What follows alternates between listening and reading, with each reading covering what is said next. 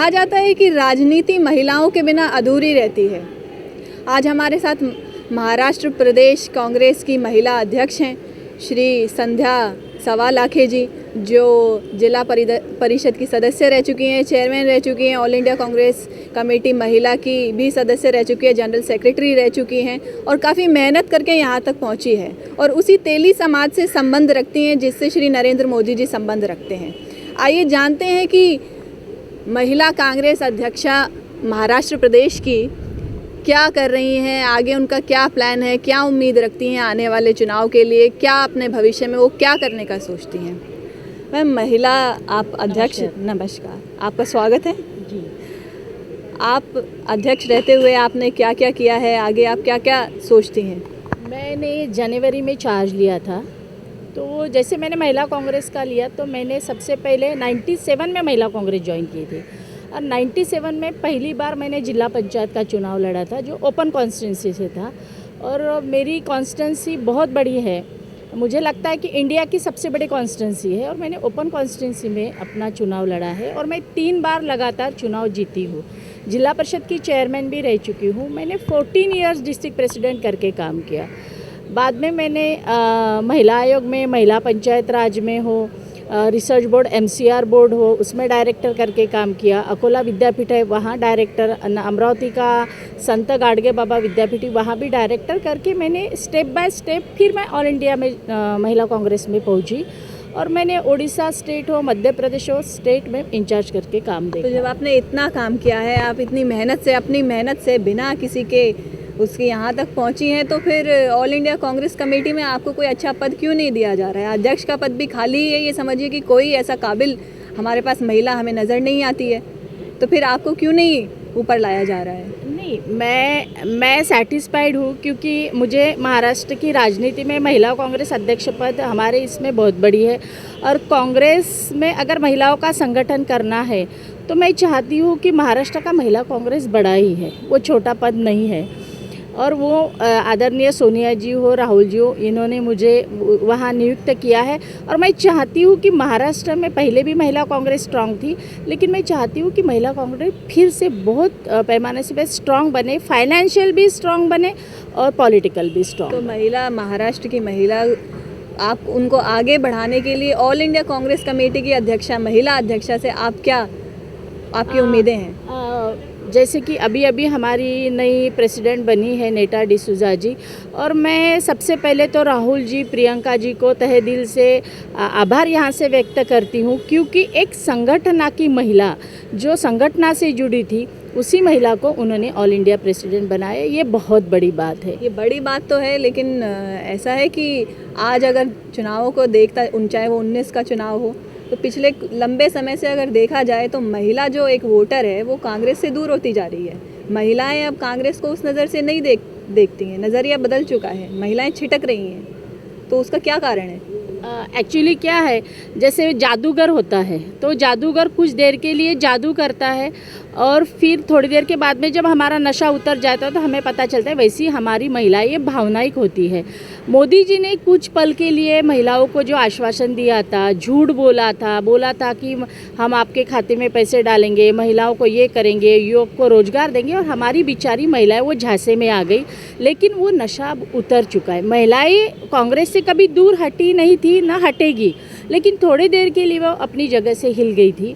लेकिन आज महिलाओं के समझ में आ चुका है कि मोदी जी ने किस तरह से महिलाओं को, लेकिन फिर भी मोदी जी 2014 का चुनाव भी जीते थे, 19 का भी जीत चुके हैं और आज की भी अगर स्थिति देखी जाए तो महिलाएं कहीं ना कहीं कांग्रेस को उतना प्रेफर नहीं करती हुई नज़र आती हैं। जहाँ तक मैंने चार्ज लिया था तब से मैंने महाराष्ट्र में जब से काम शुरू किया है तो मुझे पता है कि महाराष्ट्र की महिला कांग्रेस नहीं, पूरी कम्युनिटी की महिला कांग्रेस, जात धर्म ये पंथ तो कांग्रेस कभी देखता ही नहीं है, लेकिन मैंने देखा है कि पूरी महिलाएं कांग्रेस की तरफ आने की पूरी कोशिश करती है, जहाँ तक मुझे पता है। नहीं, कोशिश तो करते हैं। अब अगर देखा जाए तो ज़मीनी स्तर पर जो भी मोदी जी की रही हैं नीतियाँ वो उतनी कारगर नहीं रही हैं, लोगों के लिए फ़ायदेमंद तो नहीं रही हैं, लेकिन कांग्रेस तो उसको भुना नहीं पा रही है ना।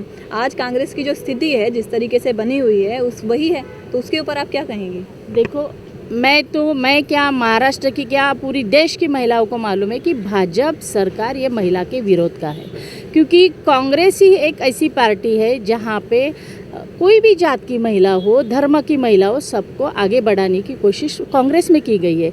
इस देश का राष्ट्रपति अगर किसी ने बनाया है तो कांग्रेस ने बनाया है, स्पीकर बनाना है तो कांग्रेस ने बनाया, यानी कांग्रेस की नीति है कि महिलाओं की तरफ है, और मोदी जी की नीति है महिलाओं को दबाने की।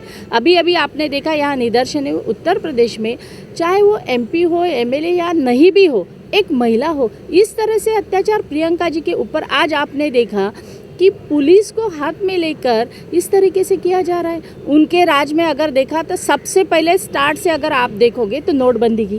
देखिए, प्रियंका जी की भी अगर आप बात करती हैं, चलिए आपने प्रियंका जी का जिक्र किया है, तो उत्तर प्रदेश की भी अगर हम बात करें तो वहाँ पर भी जो आपके सीनियर नेता हैं, जो काफ़ी लंबे, जो 3-3 4-4 बार आपके रह चुके हैं विधायक, उनको भी दरकिनार किया जा रहा है। और कहा तो यहाँ तक जा रहा है कि उत्तर प्रदेश में आपको 1-2 सीट आ जाए तो वो भी गनीमत रहेगी।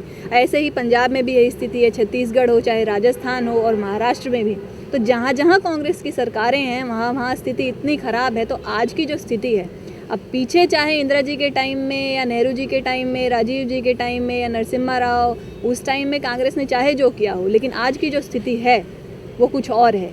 और भविष्य को लेकर भी जो आपकी रणनीतियाँ जो नज़र आ रही हैं आज, उनको देखकर ऐसा प्रतीत नहीं होता है कि कांग्रेस कुछ कर पाएगी। जहाँ तक हम लोगों को लगता है कि परिवर्तन होता ही रहता है। कभी आप देखेंगे तो बीजेपी के पास एक सीट होती है। क्या कांग्रेस सिर्फ इंतजार कर रही है कि एक दिन लोग खुद ही परेशान हो जाएंगे भाजपा से? इम्प्लीमेंटेशन भी हो रहा है, महिलाओं का ज़्यादा ओढ़ा भी कांग्रेस की तरफ है। और आज जहाँ की राजस्थान की आप बात कर रहे हो, उत्तर प्रदेश की, आपको मालूम है यूपी में सबसे ज़्यादा महिलाओं के ऊपर अत्याचार होते हैं, सबसे ज़्यादा, जबकि कांग्रेस के इसमें नहीं। और देखो, बोलने के लिए बहुत सारी बातें हैं, लेकिन मैं बोलती हूँ उत्तर प्रदेश रहो, राजस्थान रहो या महाराष्ट्र रहो, यहाँ पे कांग्रेस की ही गवर्नमेंट आएगी। आप देखो आगे आगे क्या होता है। तो मोदी जी के जो 2014 से लेकर 21 तक का जो उनका शासन रहा है, उसको आप किस रूप में आंकती हैं?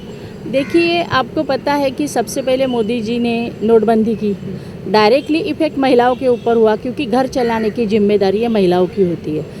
बाद में आपने देखा होगा कि डीजल रहो, पेट्रोल रहो, गैस रहो, गोड़े तेल रहो, या घर की कोई भी नीड जो बेसिक नीड होती है, वो सब चीज़ें हैं, उनकी जो महंगाई है वो आसमान को छू गई है। ये बातें छोटी नहीं है, ये महिलाओं को तोड़ मोड़ के राजनीति करने का पूरा प्रयास भाजपा का रहा है। और हमेशा ही भाजपा सरकार ये महिला विरोधी रही है, और ये हमारे देश की सभी महिलाओं का एक मत हो चुका है इसके ऊपर। तो आप महिलाओं के लिए क्या करना चाहती हैं? आपका क्या दृष्टिकोण है? देखिए, महाराष्ट्र में जब मैंने चार्ज लिया, सबसे पहले हमने स्वयं रोजगार ये एक फॉर्म पूरे महाराष्ट्र में सर्कुलेट किया, और हम चाहते हैं कि महाराष्ट्र की महिला कांग्रेस के साथ पैरेलल सभी महिलाएं जुड़ जाए, जिससे हम उनको छोटे छोटे उद्योग हो या हमारी जैसी महाविकास आघाड़ी है, महाविकास आघाड़ी में गवर्नमेंट की इतनी योजनाएं है महिलाएं की, महिला बाल कल्याण से भी कुछ हमारी योजनाएं जो महिला तक पहुंचाने की पूरी महिला कांग्रेस प्रयास करेगी। तो ये थी हमारे साथ संध्या सवालाखे जी। आपका समय देने के लिए बहुत बहुत शुक्रिया। संध्या जी ने अपने इंटरव्यू में बहुत सारी बातें की कि वो महिलाओं के लिए क्या करना चाहती हैं, मोदी जी की क्या नीतियाँ रही महिलाओं को लेकर, चाहे वो गैस हो, नोटबंदी हो, और किस किस तरीके से महिलाओं के ऊपर अत्याचार हो रहा है, वो क्या चाहती हैं, कांग्रेस ने क्या क्या किया है, आगे के लेकर बहुत सारी चीज़ें हैं। और यूपी चुनाव है, चाहे वो प्रियंका जी है, अब कांग्रेस आगे क्या कर पाती है ये तो समय बताएगा। मैं रेणुका, यंग इंडिया न्यूज़ से कैमरामैन प्रशांत के साथ।